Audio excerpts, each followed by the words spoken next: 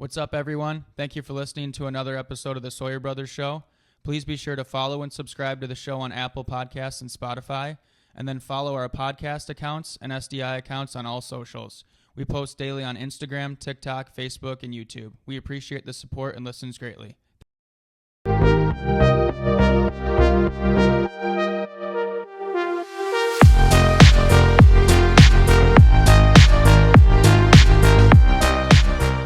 All right, so we have finally made it. There are now only 2 remaining teams left in the Stanley Cup playoffs.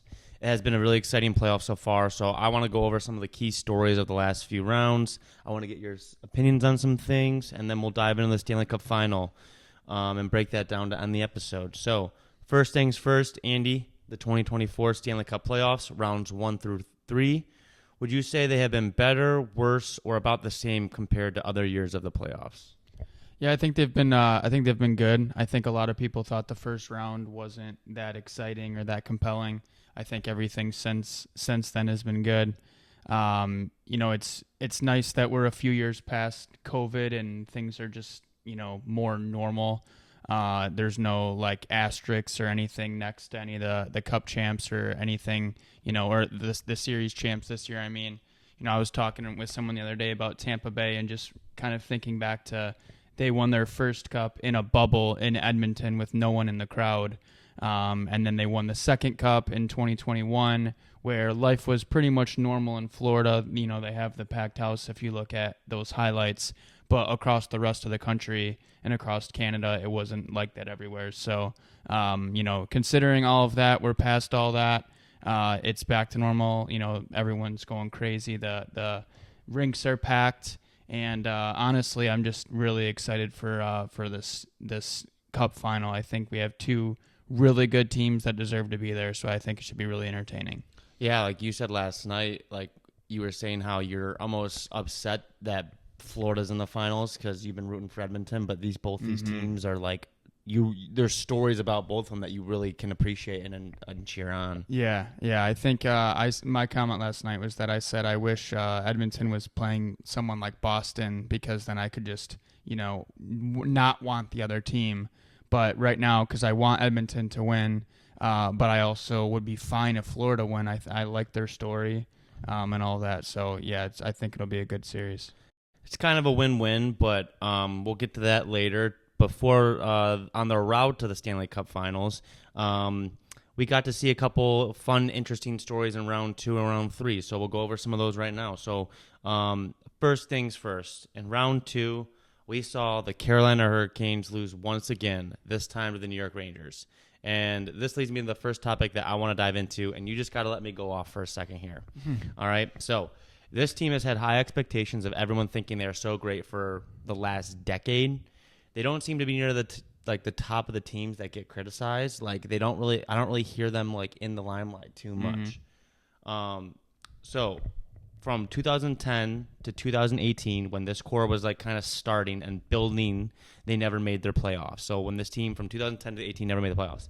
2019, the first time making the playoffs in the years, they go to the conference final. They got swept.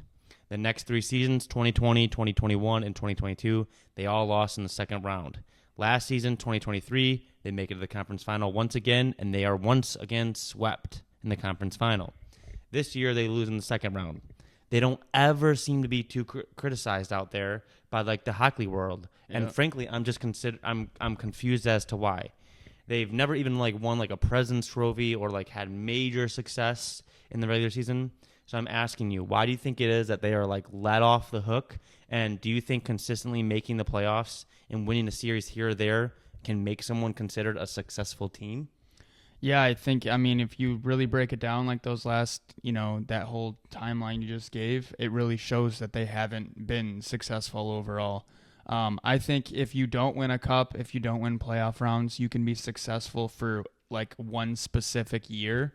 But overall, I would not consider that a success. For me, there's teams and then there's organizations and, dynasties and everything within it. And, there's years, every year, every organization, is in a different spot. Some teams are just trying to rebuild.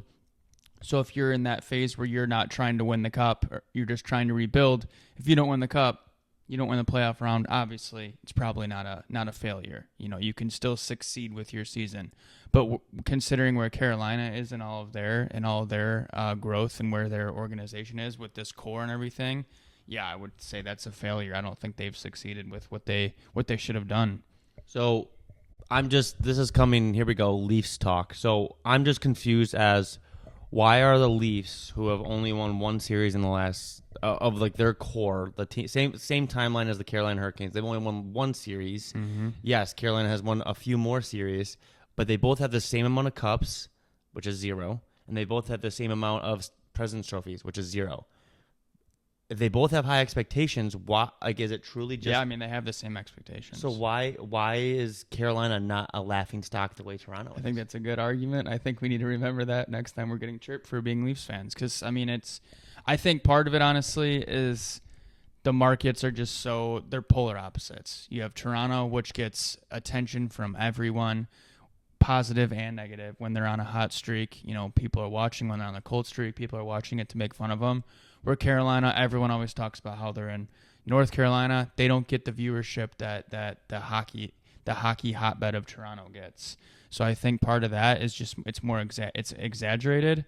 And then I think Carolina is easy to like and easy to cheer for. You have Rod Brindamore, who coaches the team, and most people like in some way support him because he just seems like such a passionate, hardworking guy. And you don't have like too many players that are just all about like showboating and just all like in the highlight reel stuff the same way that Toronto does and other teams. Yeah. So, obviously you have those skilled guys, but not in the same degree as Toronto. So I think that's a compelling argument to defend Toronto and then also shoot down Carolina, unfortunately for them. We'll get into more offseason talk within the next few weeks, but let's just say quick question. Don't want to get into too much. If you had to be the GM of the Carolina Hurricanes this offseason or the Toronto Maple Leafs this offseason, who would you rather be a GM of? Toronto. Really? Yeah, just because there's so many things. If I'm like, I just know the Toronto situation better just from all the stuff we listen to, and I just know that I think they're closer where Carolina's losing so many D, and I think that they're going to be more difficult to rebuild anyways. It's just an interesting topic because Toronto gets ripped apart, but rightfully so. But also there's other teams that don't make the playoffs, and of course you're not going to beat up on those teams as much. It's more the teams that have high expectations that don't. But why, like Carolina, I've never understood why they don't get chirped. But all right, next topic. I want to give some respect to the Dallas Stars. So this team has had to battle, and man, they actually put up a pretty good fight. So in round 1, you get the defending Cup champs, the Vegas Golden Knights, and you take care of them in 7. Congrats, you move on to the second round. Now you get the 2022 Stanley Cup champs, the Colorado Avalanche. And frankly, besides one game, Dallas dominated that entire series. Then they get to the conference finals, and they meet a very, very good Edmonton team in the Western Conference Finals, and they put up a good fight to 6 games. Edmonton obviously had to play the LA Kings and then the Vancouver Canucks, which arguably are much weaker than the 2 opponents that Dallas had. But they still put up a good fight. So I think we got to give some respect to them because this team was constructed better than arguably any other team in the entire NHL. They had veteran, older leadership like Jamie Benn, Tyler Seguin, Joe Pavelski, guys that were older that brought in like an old school mentality and some tougher style experience. Leadership. Exactly. And then you also were brought in, they had a next guys of a next wave, like Miro Heiskanen, Jason Robertson, Rupe Hintz, who are a little bit younger. They haven't really had as much experience, but they're still very good, and they're a little bit more experienced than maybe a rookie, where that leads me to the next topic. The Dallas Stars also have some young studs like Jake Ottinger, Logan Stankoven, and Wyatt Johnston. Those 9 guys are just 9 of the 22 guys that are making an impact on this team, but this team was constructed perfectly.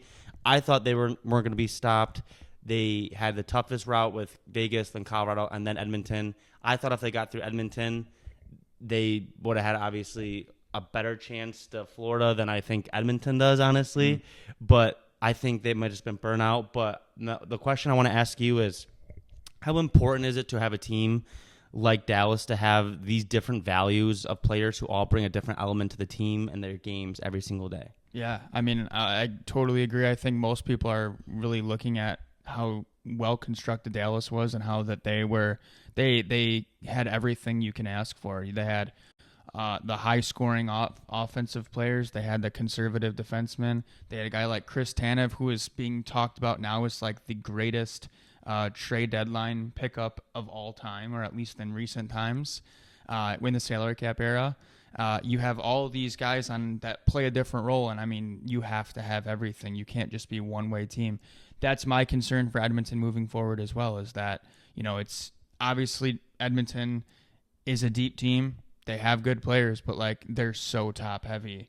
Now they're top heavy with two of the best players in the world, but they're very top heavy. Dallas, they're balanced. They have every position. And I've heard people talk about this over time too, but I did some research on this as far as the guy who kind of built the Dallas Stars team to what they are now. And it's actually like super impressive what he did. So, and it's related to Detroit because this guy is the current GM of the Stars, Jim Nill, and he previously worked for the Wings before he went to the Stars. So he won 4 cups in the scouting positions with the Red Wings over that time period, 97, 98, 02, and 08. So he has 4 cups with the Wings, left the Wings in 2013 in April, and then went to the Stars at that time to take over. And I remember, vaguely knowing what that meant whenever I was a kid, that like some guy from the Wings was going to the Stars, but I didn't know, in detail. But some things that I noticed when I looked at him, he gets hired in April as GM of the Stars. 2 months later, in July, he has a 7-player trade, which got Tyler Seguin. Oof. So Jim Nill goes to Dallas, trades for him within 2 months. Tyler Seguin, you fast forward 11 years later, he's playing a prominent role. He's one of those 9 players you listed. Beyond that, in 2015, they drafted in the second round Rupe Hintz, another player who was listed in that 9-player roster you set up. And then one of the probably most impressive 3 picks back-to-back in draft in recent history is in 2017, they drafted Miro Heiskanen, 3rd overall, Jake Ottinger, 26th overall, and Jason Robertson, 39th overall. Whew. So right there, you have from one draft class, within 2 rounds, you have your top defenseman, if not your top, one of your top forwards, and your starting goalie. So just incredible work. And then lastly on this, if you fast forward a few years later, and obviously there's other players that were drafted and traded upon, but these are just kind of easy to look at. In 2021, Wyatt Johnston was drafted 23rd overall. And in that same year, in the second round, Logan Stankoven was drafted 47th overall. Just some hidden 2 gems. more players that you said there. The big thing on this, if we look at those guys we just listed of the 6 guys, 3 of them came in the second round, 3 of them came in the first round. So these are players that are getting passed upon. It's not like they had the first overall picks. They had these guys that were deeper in the draft, which is just super impressive. That's how you got to build your core and build your team. Is you got to have the big picks, but and the big trades, but you also got to get lucky with some sneaky picks and know something that no one else does. So when someone may talk about how it's not as much about the scouting and going over, it's like people will develop at their own pace. It's like, yeah, but you gotta find the ones with potential. And Dallas Stars, it's a major bummer that they're not advancing to the Stanley Cup Finals for their sake, because they had what seemed like, I feel like they had the roster that was perfect. They made the big trade deadline acquisition. They have an amazing goalie. They have 4 deep lines. They have a great deep core, and they just gonna get it done. And a name that jumps out that we talked about real quick is Joe Pavelski. Mm-hmm.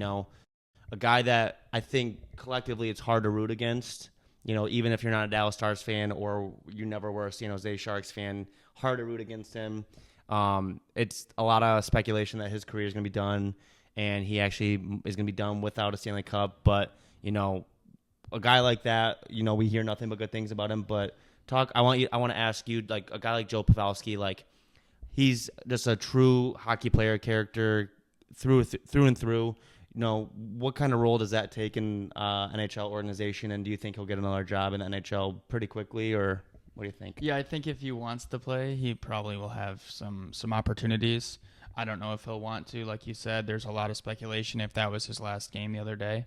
But yeah, I mean, he's a guy that's like he's one of those guys that if the NHL guys in their interviews always talk so highly about him as a teammate and as a player. They say he's just incredible at everything he does. They say, he works hard. He's one of those guys that just does it right every day. So the fact that he's had success as long as he has in the league, and then he's just known also for just being someone that's so good in front of the net. Like he tips and deflects almost better than anyone or better than anyone.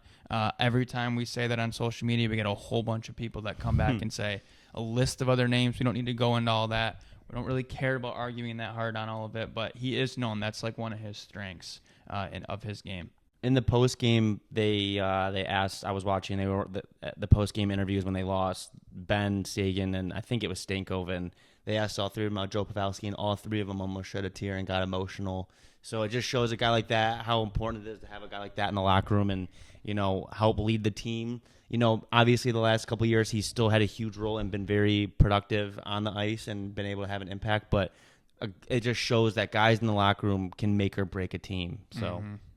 And when you have a guy like that, I'm sure that it's, helping build the foundation of these rookies and what their expectations are and how to be a pro. And we always hear about that when we hear these NHL guys get interviewed about how, they taught me how to be a pro, or this guy took me under his wing to help me become a professional hockey player and live this lifestyle. And it's a lot. So, a guy like Joe Pavelski, we hope nothing but the best for him, and bummed that he didn't get a cup, but maybe get a role in the management position and, help a team that way. Yeah, absolutely. I mean, things like that are passed from one player to the next. I mean, if we go back and rewind a little bit, I mean, what I was just saying about Jim Nill, I'm sure a lot of what he applies right now. Ironically, I didn't even think about this until I just started saying this, but he was with the Wings. He was under Ken Holland there at the Red Wings. He just played his former GM in the conference final. I didn't even think about that, but whether it's a player, a coach, a GM, someone in the organization, just any aspect of life, like you're learning from the people that are, more experienced or just similar to you in your role, or maybe they're your leader in some way. And that's, I'm sure, like you said, Pavelski, Sagan, Ben are doing that for these young guys, getting them prepared for the future, because I don't think this Dallas Stars team's going anywhere. They're the favorite as of right now for next Stanley Cup. I looked at it earlier. By a pretty decent margin too, honestly, yeah. But so real quick, I'm just thinking about this off the top of my head. So, Andy, a couple years ago, you were telling me about how you heard this story about you never know when you're in a job interview. Mm-hmm. So there's a cool example, but I kind of want to break down what that means about when you never really know when you're in a job interview, and kind of why you always need to kind of always show respect and be on your game. So what was that story that you told me? Yeah, I believe it was it the Babcock one? Mm-hmm. The Babcock one, it was I think there was two examples that Babcock had wrote in his book, or maybe just in interviews. I don't know. I used to read and listen to everything he said, so it kind of all is one. But he coached Yzerman, he coached Shanahan when he was obviously with the Wings. Years later in his career, Yzerman, his former player, hired him to be the head coach of Team Canada, and his former player, Brendan Shanahan, hired him to be the head coach of the Toronto Maple Leafs. Yzerman, I believe, was just like director of Team Canada for the Olympics in some capacity. I know he was in charge of the whole thing, whatever title that was, I don't remember. And then Shanahan is president of the Leafs. So, you never know when you're in a job interview, in the sense that, like, he was coaching these two guys, standing behind him on the bench. He had two of his future bosses sitting right in front of him on the bench, going out and playing, that he had no idea were going to be, interviewing him later in his life for a job. And I think that's, regardless, you never know who you're going to run into again. And I think that's, two prime examples for the hockey world. And speaking on that, I mean, the hockey world is only so big. People are constantly moving from one organization to the next, and you're kind of going from one spot to the next, and you run into people, you meet people. It just shows that you always need to kind of show some respect and make sure you're doing things the right way to get the right results, and you never really know who you're going to run into and when you're going to need to rely on someone. The reason I bring that up is because Joe Pavelski, if he's done as a player, he might be getting hired in a management role, and let's hope, like, for his sake or for someone else's sake, that he was doing everything the way that he can. All right, so the last topic I kind of want to go over before we get into the Stanley Cup Finals preview, but the New York Rangers have met the President's Trophy curse once again. So the President's Trophy is awarded to the team with the most regular season points from their wins, losses, and overtime losses record. And the trophy goes to the team with the best NHL regular season points. And Andy, in the past 21 years, since 2002, do you want to guess how many present team who are the best team in the NHL regular season have won the Stanley Cup? I'd say one. I saw one of the Chicago teams. I saw the stat yesterday that one of those did it. I'll say in last 22, I'll say 2 teams. There were 2 teams, the 08 Wings and the 13 Blackhawks. I didn't know the Wings did that. Mm-hmm. So, obviously, the playoffs are a completely different animal. It's obvious. But I want to ask you, do you think that is almost like a disadvantage to be the President's Trophy winner because maybe you peak too soon and have a little too much confidence going into the playoffs? Like, do you think it's almost a disadvantage to be the best team in the regular season? Yeah, I think the peaking too early thing is definitely something in all aspects of hockey. But I think the bigger thing is what you just said, where it's playoffs versus regular season. I think some teams are built for regular season and some teams are built for the playoffs. And I think the teams that can win in the playoffs normally aren't the teams that can be built to win the regular season as well, and vice versa. So, you can do one or the other. Obviously, the one that everyone is going to remember is the Cup. And obviously a team can do both. But, the playoffs is a more physical, more gritty, more competitive nature. The regular season is 82 games of, obviously all of that competitive and gritty, but like there's more penalties. There's more skill involved normally. There's a whole thing. It's a marathon as opposed to a sprint like the playoffs. And then the sprint in the playoffs is like so much more physical in itself. So I think it's just because the nature of the way the teams are built is just different. I agree. It's just crazy that the best regular season team, and sometimes they're way better than the rest of the teams. Mm-hmm. And there's only been 2 times in the last 20 years. I just think that's crazy. So the New York Rangers, they had a great regular season. They had 2 great series, and then they ended up meeting a tough Florida Panthers, which actually helps me transition into the topic that we've all been excited for. So it's time to touch on the matchup that we are most excited for, that every hockey fan always thinks of. It's the Stanley Cup Final, the best trophy in sports. We have the Florida Panthers versus the Edmonton Oilers. So, little background on the Florida Panthers. They were founded in 1993. They had some early success in their first few seasons. They actually broke the record for most wins by a team in their inaugural season at the time, until Vegas beat them in 2018. But they actually lost in the Stanley Cup just 3 years into their franchise in 1996 to Colorado. They then went on to consecutively miss the playoffs for years and years and years.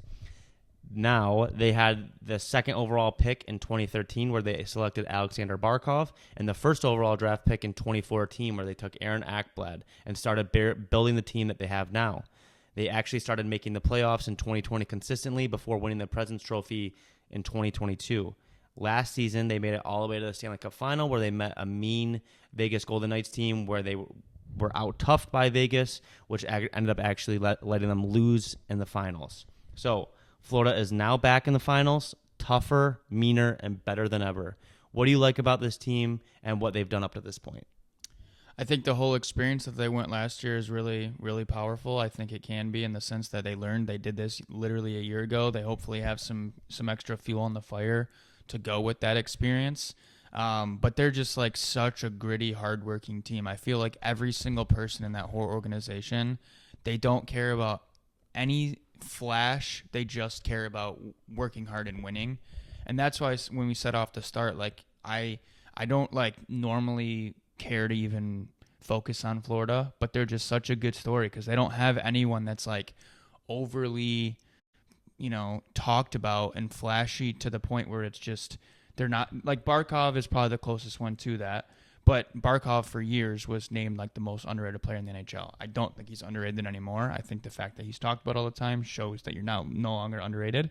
But they have these guys like Reinhart and Bennett that have bounced around and have done these, they've had their issues in their career, and now they're playing some of the best hockey, probably the best hockey they've ever played, and they just don't care about anything other than winning. They have Kachuk. They have all these guys that work hard. They play so tough. They just wear you down. And then they have Paul Maurice, who looks like he's just going to rip everyone's head off at all times. And it doesn't matter if he's winning, losing, whatever. He's just chewing his gum, glasses on, like freaking out. Looks like he's freaking out at all times, and he's just so intense. Games. Yeah, and they just win. So, and then they have a great goalie. So, I don't know. I'll give my opinion or my prediction later, but I think that they deserve to be in the cup, and if they do win, I think they will be deserving of that as well. Well, I think the biggest credit to that Florida has is a couple years ago they win the President's Trophy in 2022. They don't have playoff success, and the GM went out there and took one of the players up for the Art Ross for most points this season and traded him and said, this isn't good enough, get out of here, and Jonathan Huberdeau. And he hasn't done anything since. Brought in Matthew Tkachuk, brought in Paul Maurice, changed their whole direction of their team, and now look at them, 2 Stanley Cup Finals in a row. I really like Florida in this series. I'll go over my prediction a little bit too, but they are mean, they are tough. I think they're going to take what Vegas did to them last year, and they're not letting it happen again. They were already a gritty team last year, and they changed even more, tougher now, and they're going to be tough to beat 4 times in 7 games. But so their opponent, who they'll be playing, will be the Edmonton Oilers. So the Edmonton Oilers came back to the NHL in the 1979 season. They shortly got the contract of the great one, the Wayne Gretzky, which is quite a boost to start your franchise around. Yeah, not bad. The Oilers went on to be a dynasty and won 5 Stanley Cups in 1984, 85, 87, 88, and 90. Hold on, I'll pause there. Do you know how many Gretzky won? Did he not win all 5? No way. Really? Mm-hmm. Did he not win 90? Oh, yeah. He was traded in 89, right? Yeah, he didn't win the last one. He was traded 89 to L.A. That's a good trivia question. Mm-hmm. So soon after all these cups, the team had some dark days of missing the playoffs altogether before making it back to the Stanley Cup out of nowhere in 2006, where they ended up losing to the Hurricanes. Then the real dark days started. After losing in the finals, the Oilers missed the playoffs for 10 seasons in a row. In this time, they had 4 first overall picks in 2010, 11, 12, where they drafted Taylor Hall, Nail Yakupov, and Ryan Nugent-Hopkins. Even with 3 first overall picks, little success allowed them to get the second overall pick in 2014, where they took Leon Draisaitl, and the first overall pick in 2015, where they took the next great one, Connor McDavid. Since then, they've had a few playoff series wins, but this is their first Stanley Cup appearance with this team. Andy, you have been big on these guys for years, seeing their potential and rooting for them. What makes you so confident in this team, and what do you like about them up to this point? There's 2 players, McDavid and Draisaitl. I would like to be able to tell you that they have that I'm as high on the rest of their players, the rest of their roster as I am with Florida, but it's just not. Like they obviously have really good players. They are deep. They have players at each position that can contribute to the game. But outside of McDavid, Draisaitl, Hyman, they rely a lot on those guys. And then this year, with their whole power play, they've got Evan Bouchard, who's just been electric as a defenseman with just so many assists and everything. Which he is better. I'm sure he's good without McDavid and Draisaitl on his power play too. I think that's just a boring narrative. People are saying that he only gets assists and points because he's passing it to 97 and 29 and 11, which I'm sure that helps, but I think he'd still be good either way. But regardless, I don't think they're as deep as Florida. I think that if those top guys come out and do what they actually can and be the best players in the world that we all think that they are, then they might be able to win. But if they don't, I think that'll be an issue for them. The power play is obviously like a huge thing for them. They're first in the NHL in the playoffs right now.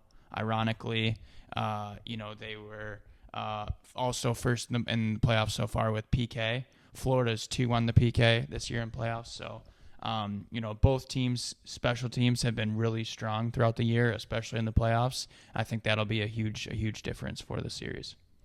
So these 2 teams have met 2 times this season, dating all the way back to late November and early December.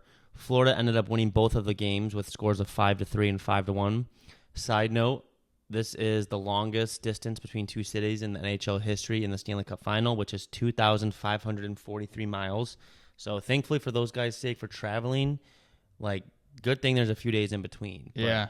Yeah, it's far. I mean, I heard earlier, I think the one that held the record before this was like Vancouver and Boston. Mm-hmm. And I just picture those as total opposite sides of North America as well. And the fact that this one's beating it really puts it in perspective. It's crazy. So between new coaches, new players, trades, injuries, new battles, they're essentially new teams by this point of the season than they were back in November, December. What do you think we can expect to see from the series? And what do you kind of see happening as far as games and numbers and everything? I have no idea who will actually come out and win the series. I think this is like as tight as can be if I actually believe in Draisaitl and McDavid. I think Florida's the better team. Edmonton has those better players at the top. So I think Edmonton can win. But as far as, like, you could tell me we're a month from right now because the Cup's going to take so long to be played. But you could tell me a month from right now that Edmonton won or Florida won, and I don't think I'd be surprised at all, and I don't think anyone should be. I believe Florida's the favorite slightly on like betting apps, but I think both teams are right there. I do think special teams will be a huge factor. I think if Florida is as gritty and, puts themselves out there, which could create penalties for themselves, that could be an advantage for Edmonton, because whenever you've got that unit getting on the ice over and over and over again, I think that could be a huge advantage. But if the penalties aren't, extremely one-sided or even taking too many, I think that this could be just a really back and forth, huge energy, really entertaining Cup final. So I think that the Florida Panthers get it done in 4 or 5. Oh, wow. It's bold, but I think that after last year, it's always such an easy story. It always, when we're done with a story like this, we always look back and say, oh, we should have saw this coming. Mm-hmm. Team that loses in the finals, the next year they come back ready to go. I think with Florida, they were a great team last year, but I think they were just kind of happy to be in the finals with beating the best winning regular season team of all time, the Boston Bruins, and then beating the Leafs, and then beating a very good Carolina team last year, sweeping them in the finals. Just getting to the finals, I think, was a success for them with this new team, this new identity, this new coach. So I think last year their success was just getting to the Cup Finals, and they kind of achieved what they wanted. And I think this year they're not taking that for an answer. I think they're just expecting to win now. This is their time, where I think Edmonton, they're kind of just almost where Florida was last year, where they're just happy to be in the finals. I'm not saying they don't want to win, but I'm just saying I think they're just very happy to even be here, especially with all the challenges they had to overcome with a weaker goalie compared to his opponents, a team with not as much depth. And I think that they really are just happy to be there almost. And McDavid's not happy to just I be know. there. You got, like you said, the They're top not guys. just. I totally disagree. But here's the thing, okay? So Edmonton relies on their top guys and on their power play more than any other team.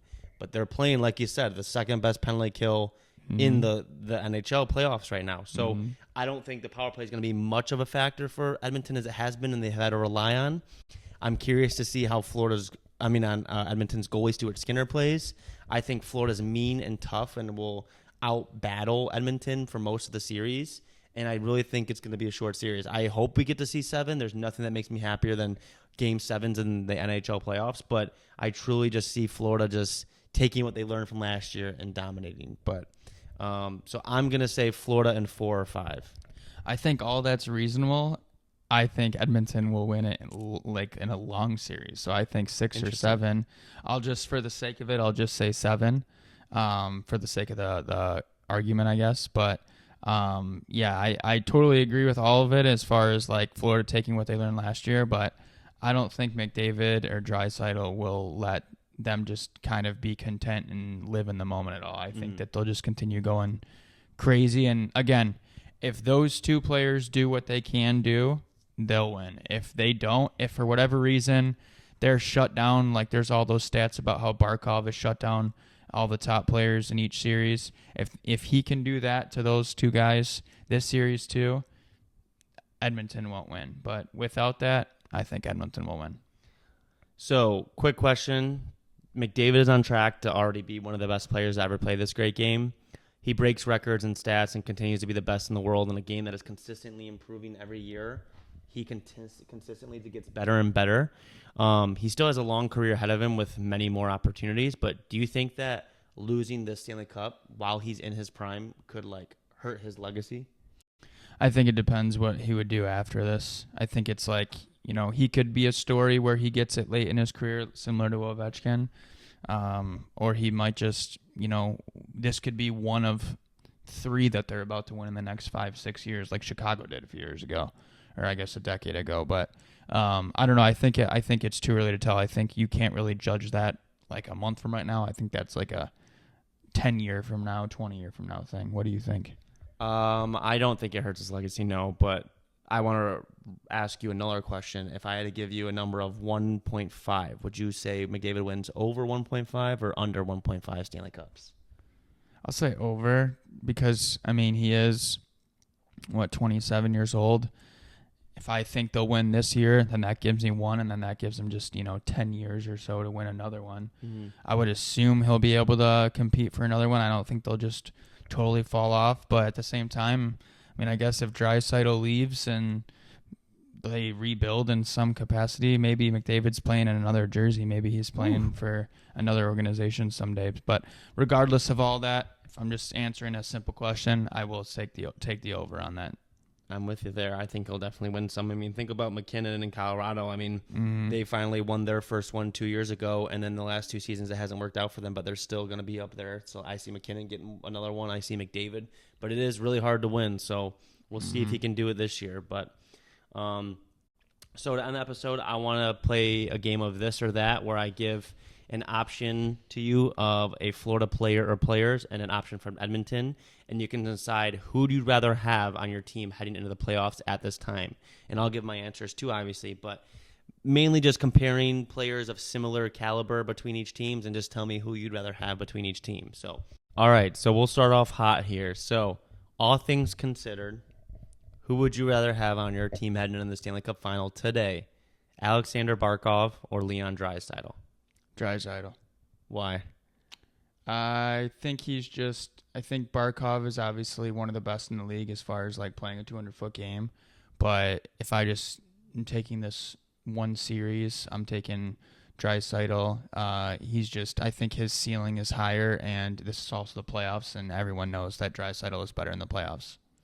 I would agree in any other series, but when I say all things considered, Edmonton is an offensive team, and Barkov, he can just shut down teams' top players. Like, he's so good defensively.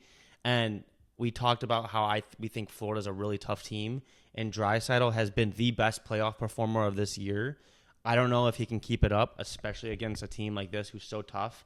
They're going to make his life so tough because you know that Florida's game plan this entire week is we got to shut down Draisaitl and McDavid. Mm-hmm. So they're going to be gunning for him. So I hate to say this because I have so much respect for both players, but I would definitely take Barkov heading into the Stanley Cup. I get that for sure. I think the defensive side compared to the offense will be a really compelling story. So the next one, all things considered, would you rather have Matthew Tkachuk or Zach Hyman? Ooh. And this is tough because you are a big Zach Hyman fan. We like the underrated, working hard guy, but Matthew Tkachuk brings a different element too. Yeah, I think I will say I think both players fit in perfectly on their team for what they're supposed to do. That's a good point, yeah. I guess I'm not going to. I think, no longer I think about it, I have a for sure answer. It's Tkachuk. Mm-hmm. I think Hyman is super valuable. Like you said, I'm a Hyman fan through and through, but I think Tkachuk is more unique than Hyman is in the sense that he brings energy like maybe better than any other player and plays his role so well. So where Hyman, he had a huge goal. He had huge goals throughout the year, and it was so offensive and had a breakout year. But I think it's easier to find a guy that just kind of can chip in around the net versus a guy like Tkachuk who can pull energy out of almost nothing in the game. You hit the nail on the head. I'm taking Tkachuk too. His job is going to be to get in McDavid and Draisaitl's ear.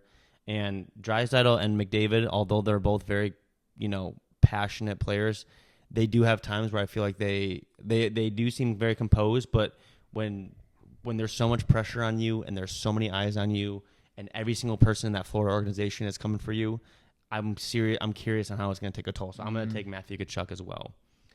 The next one, with all things considered, would you rather have Ryan Nugent-Hopkins or Sam Reinhart? That's really tough too. I heard the other day that they said that the coach's favorite player is Nugent Hopkins. And I heard another joke from someone else that said he does everything for the team. He even will Zamboni the ice if he needs to between periods, which is obviously a joke, but they're just saying that's how much they love him. That's how valuable he is. I'll take Reinhardt, though, with saying all that, just because I don't think he gets enough attention. I think this year he's gotten more attention, and that's more deserving, but he's just so valuable. He's so offensive, scores so many big goals. I just feel like his name is always in the middle of everything that's happening for that team, where Nugent Hopkins is, maybe a little bit more under the radar this year and whatnot. But, yeah, I'll take Reinhardt. I made these, and I was making them, and I'm like, I'll have an answer by the time because I was thinking, this is a tough one. I think at the end of the day, I'm going to have to take Nugent Hopkins. But Reinhardt is everything you said. It's so 50-50. But Nugent Hopkins, I think the reason I'm taking him is because he's a first overall pick, and he's been there, and there's been so much pressure on him. And I don't think he's gonna do everything he can not to waste this opportunity. Where Reinhardt, this is his contract year. Maybe he's wanting to win, no doubt. But there's some other things in his side view. So I don't know. I'll take Nugent Hopkins, but. The next one, we got Evander Kane or Sam Bennett. I'll start this one. So I'm going to take Sam Bennett. I think Evander Kane has had a great role for the Oilers since he got there. But Sam Bennett, he is so mean, and he is like one of the guys that I think of most when I think of the Florida Panthers being tough and being like not dirty, but like positive and like just hard to play against. So I'm going to take Sam Bennett. I'll take Sam Bennett too. I think at this point in their careers, he's more consistent, and I agree. Like, he's just always in the middle of all of it for Florida. I think he represents that grit and toughness and mean personality that organization has, while still being a good player and contributing. But, he's a guy that definitely plays that role well. All right, we got 3 more of these. So going to defense for a minute. So we got Evan Bouchard, who's been running Edmonton's power play and just been a stud out of nowhere, or Brandon Montour. That's a tough one. I'll say Bouchard for this one just because of the power play, I think, makes the biggest difference for me. But I don't think you can go wrong with Montour either. I think he gets a lot of credit, especially over the last few years. He seems to be someone that's really noted and watched and loved. But, yeah, I'll take Bouchard just slightly. I'm with you. Bouchard, he's the man. Another defense one, we got Darnell Nurse, who has struggled a lot in the recent playoffs, but he's been turning it around the last 2 games. Or would you rather have Aaron Ekblad? For that one, it's you're betting on Darnell Nurse trying to shut people up or just continue playing, and is he going to let the critics bother him? There was a lot of talk about him negatively in the last few rounds, and he then shut down, or he came out and played some of his best games at the end of the series, where I think Ekblad is probably going to be a little bit more consistent. But I think if Darnell Nurse is on and doing what he can to just shut everyone up and prove people wrong, I think he could be the pick. So I'll take him on that one. But again, the same as all these. These are all real tight. I don't think you can go wrong with any of these here. I hate to be a contrarian, but I'm going to take Aaron Ekblad. I think that he is, like I said, he was a first overall pick. He's ready to go. He's got nothing else to lose. He's already been in a cup. This is his time. So I'm assuming McDavid, you'd have him more than anyone in the series, so I'm not just going to come up with a 1v1 with him. So to keep it close, would you rather have, all things considered, Connor McDavid and Stuart Skinner, or Matthew Tkachuk and Sergei Bobrovsky?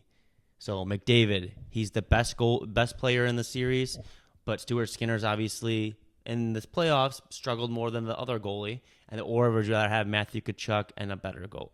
Quotation mark on stat sheet, better goalie. Yeah, I think that makes it more comparable. I think I'll still take the Edmonton guys. I'll take McDavid and Skinner, but I am concerned about Skinner in that Bobrovsky, he's a playoff goalie, and last year and this year that's evident. But I'll still take Edmonton mainly just for McDavid. I'm going to take Matthew Tkachuk and Sergei Bobrovsky. Again, not to be contrarian, but seeing when Bob's on, There's nothing getting past him. And it's a major credit to them, but like it's not a shot at McDavid because he really is the best, and it's not even trying to be a shot at Skinner. I mean, they're the two goalies in the Stanley Cup Final. They're the best two in the world right now, and so it could go either way. But I am going to take Matthew Tkachuk and Sergei Bobrovsky. But overall, this just going through those, what do we do? 7 things, and they are all so tight. Like the more I talk about it, the more I'm thinking it's going to be a closer series, but I still see Florida getting it done. But either way, I'm excited. I'm looking forward to it. I think hockey fans out there are decently happy about this series. I don't think either of these teams are just a hated team out there. I think the younger generation's all excited to see stories like Connor McDavid in the Stanley Cup, but I think everyone can appreciate guys like Barkov and Tkachuk who are true hockey fans and appreciate what they've done. So I'm really looking forward to the Stanley Cup, and we'll try and do an episode next week when we're a few games in, and by that time it'll probably be end of game 2 or 3, so we'll have a better feel for how the series is going. But I'm looking forward to it.